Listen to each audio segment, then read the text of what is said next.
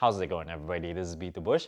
It's hard to imagine what life is gonna be like going forward. I've talked about investing in this market for the long term, so I'm gonna step back a little bit and look at the entire stock market from 1957, which is 63 years ago when the S&P 500 started. Now, if you look at this chart, it went up a lot in the linear plot. However, if you look at it in the log plot, the recent 25 to 30% dip, you can barely see it on the very end over there. So if history is any indication at all, if you don't think the S&P it's just going to go to zero from this point on, then you have fairly high confidence that it's just going to keep on going up. Maybe it's going to take a few years to do so. But if you believe that it's not going to deviate from this trajectory, it's not going to be Armageddon where people are just going to be on the streets. If you think the market is going to recover, then I have a fairly high confidence that this is going to heal itself eventually, maybe 2, 5, or 10 years. But during the dot-com bust and the housing bubble,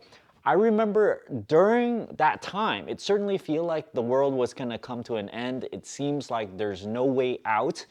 And certainly in this current situation, there really doesn't seem like there's a way out. That's why there's so much fear out there. Even with the current market downturn and with people thinking that we're going to head towards a recession, depression, or whatever, almost everyone's going to think that people don't have a job, they can't afford to pay the mortgage, and then it's this endless cycle, and then we're going to dig ourselves deeper and deeper into a hole. But there is something that the market is not factoring in, which is human ingenuity of the United States. Without knowledge of what this ingenuity is going to be, I feel like we're going to come out with something. The self-isolation probably reduced the number a little bit, but the main purpose of that is to not overwhelm the healthcare system. The self-isolation, no matter how long you do it, it's going to eventually get spread to more and more people. So a lot of people are still going to get it. It's just we're going to do it in a much slower fashion. Going forward, we're going to have to live with this, right? It's just going to be like a common cold. It's just going to circulate round and round. And every single season, we're just going to get another 2% of mortality rate. It's going to be a very, very serious thing. And so I think going forward, maybe the whole world will pay more attention to being more sanitary. Maybe everybody's just going to turn into a germaphobe. Some possible way out of this to be sort of like an optimist, because I personally have every intention to make a lot of money out of this just from investing in the stock market while it is low. In fact, I'm crossing my fingers for possibly even doubling my portfolio value. If you don't think this is going to be the case, well, I don't know. You can wait a year or two. I'm still going to be around on YouTube. Even if YouTube revenues goes to zero, I'm still going to be making these videos because I have padded my bank account to be able to weather something like these. Some of you think that I might have to go find a job or something. This is not the case. And time certainly will tell if I am still making videos then. And let's say within 2 years, right? A lot of people will be interested if I am coming out ahead. Maybe I won't be. Maybe it's just gonna be really, really crazy out there. It's gonna be a depression and people are gonna be scraping the floor for bread or something. There's not gonna be food out there. But I'm hoping probably a year or two from now, I can report to you guys making a really, really nice video where I say, oh, look, I made like 50% profit, 100 profit on, all these crazy stocks that I invested in. Right now, if I tell you guys what I invested in, you're probably going to be like, haha, I lost money. And I certainly did because, it's on its way down. The bottom, I'm not going to say if it seems like it's hit already. I actually don't know if that was the bottom a few days ago. So I just want to say that it does not matter to me from this point if it goes down more or if it goes up. Because if it goes up, I make money. If it goes down, I'm also gonna make money because I plan to buy more when it goes down because I still have ammunition in terms of cash to be able to buy more of these assets and then wait for whatever amount of time that it goes up.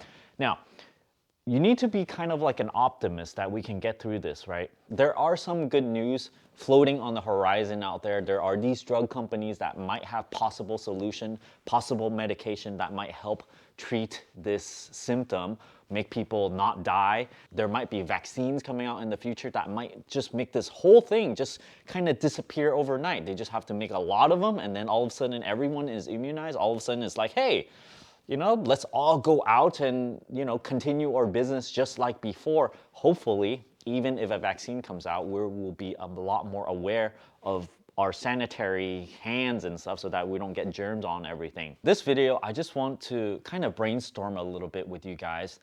You guys can, leave a comment down below on what you think might be a thing of the future. Like after this happens, right? What are we gonna be like as a society? Here are some things that might change in terms of social norms, because everyone might become more of a germaphobe, right? They don't want to touch anything. They don't want to touch the handlebars on shopping carts. Maybe grocery stores won't allow you to handle all the food. As soon as you touch it, maybe the social norm is that you touch it, you have to buy it, right? Type of thing. You can't just go around like, handling all the apples and then putting it back, right? That's kind of gross. There might be a lot more hand washing locations everywhere, maybe even in front of the store before you get into the store. Maybe there's going to be a lot more automatic doors, or maybe there's going to be some foot handle so that you can open the door with your foot, like those things that you see at McDonald's. There might be more hand sanitizing machines just everywhere that you go. People might not shake hands and just do like a Vulcan salute. That's probably too nerdy, but like, I don't know, just salute or something. Social norm might allow people to wear masks everywhere. It might be preferable. Maybe when we don't have an outbreak of some sort, people will just kind of die down a little bit in terms of wearing masks. But during outbreak season, it might be a case where everybody is going to wear a mask. Masks might be a lot more fashionable by then. It won't be only white or gray or something. Maybe it's going to be like a really pretty cloth, kind of ornate. Maybe they might be able to make it so that it's reusable. Perhaps people might start wearing them as often as they do sunglasses, because you see those very common these days, right? You protect your eyes. You should have a mask to protect against viruses. It becomes pretty normal to have that. They might turn these masks into a battery-powered product where you need to plug it in and then it would ventilate itself through a filter. So inside these masks, if you wear it for a long time, you might start to feel it's very humid in there and it gets kind of sweaty inside. So if you have some fan that just keeps on going and it ventilates, then it might be a lot more usable and a lot more comfortable. Now, this might be a little bit crazy, but going forward, we might even have like helmets where if we put it on, then you don't have to have something just stuck on your face, right? Because that's very uncomfortable. If you just have something on that sits on your shoulders, kind of like space people, right? And then you have like a ventilator that's battery powered. It blows air in, it blows air out, and this might be a lot more comfortable than wearing an actual mask. I don't know, this might be the next thing going forward. Houses going forward might come with decontamination zones. Right there, you see my front door. Maybe there might be a double door and there might be an in-between area, and inside, it might be like a shower type thing, might dispense some sort of alcohol spray or something to disinfect everything that you wear. And maybe there might be a little closet out there, so you have inside clothes and outside clothes, some sort of dedicated space. It definitely could be a possibility. Now, wearing one-time masks like those N95 ones, right, might almost seem like using plastic bags, because once you use it, you gotta throw them away. This is gonna generate a lot of trash. So maybe they might make reusable ones so that you can just stick it into some home appliance where it exposes it to UV rays, or maybe there will be a mistifier for hydrogen peroxide or something. And then once you come home, you stick this into this machine, it decontaminates it just like it would with a dishwasher or something. And then the next time you walk out the door, it's gonna be nice and dry and everything. And you just take that's decontaminated and stick it back on your face. I don't see something like that available right now. So along with this ventilator helmet thing, there's gonna be a lot of products out there that might crop up over the next year or two if this situation keeps on going. We're gonna need some reusable products from the industry. I'm thinking these things might be something that I personally would want to buy. Now, what about restaurants? Because when you go out to restaurants, you're meeting friends and stuff, and you're coming face to face with them.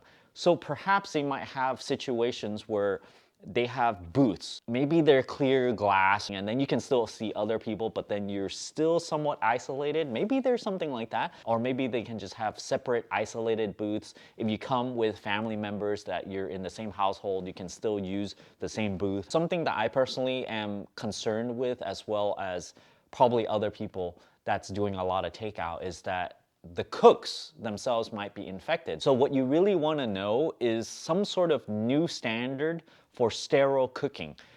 The government needs to impose something like this, which is going to be crazy, right? It's going to be some health standard where it's probably a lot stricter than before, where they need to be completely sterile in whatever they cook. I don't know how this can be enforced or whatnot, but whenever they touch any food or when they go into their job, they might also have to wear, the mask, the cover for the hair, and then they also need some gloves so that by the time it comes to your door, if it's delivery or if you're takeout, everything is completely sterile in whatever way so that people would feel safe buying all this takeout again. For elevator buttons, they need some sort of touchless system.